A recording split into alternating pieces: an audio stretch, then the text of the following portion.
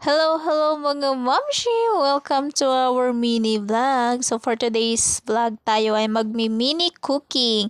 So ang lulutuin natin ngayon ay pakbet or pinakbet. So yan, nag-init lang ng mantika, tas ginisa ang sibuyas at bawang.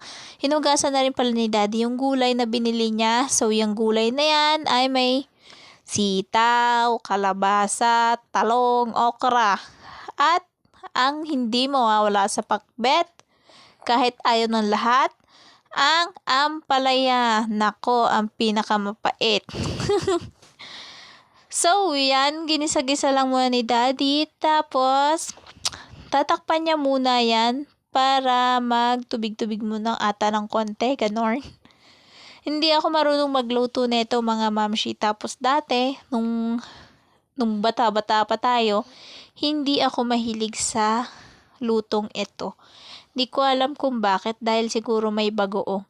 Kasi as in, mula talaga nung bata ako, hindi ko na-try magsawsawa ng bagoong. Ewan ko kung bakit, dahil siguro yung lasa or amoy. Basta hindi ko siya trip. So ito pala, itinimplahan na pala to ni daddy. Naglagay na siya ng paminta, asin, and then kapag nagluluto pala siya, hindi nawawala ang suka at toyo. Kasi daw yung suka at toyo, yun yung magpapatagal sa isang ulam para hindi po daw agad mapanis. O, diba? So, sa mga mini cooking ko, ang nagluluto pa talaga ay ang asawa ko. Dahil tayo ay walang talent sa pagluluto. Tapos yan, naglagay na siya, diba, ng suka, toyo. Tapos naglagay din siya ng patis. Tapos last niyang inilagay is yung bagoong. Tapos haluin niya lang ulit yan.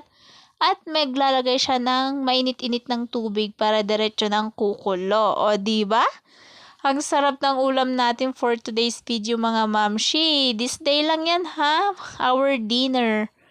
So, kung mga mamshi, wala kayong maisip na pang-ulam or lutuing ulam, ito na lutuin nyo.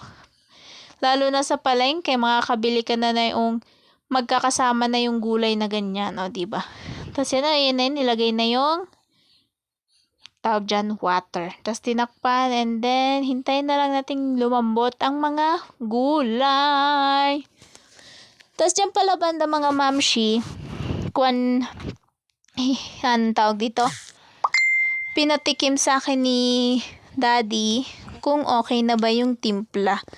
So, taga-tikim lang talaga ako ng kung ayos na yung timpla, ganun. Ewan ko ba kung bakit. Ganun ang aking gawain lang. So, yan, malapit na maluto. Papalambutin na lang yung ibang gulay. And then, ready to serve na ang ating pakbet. At yun lang mga mamshi, bye-bye!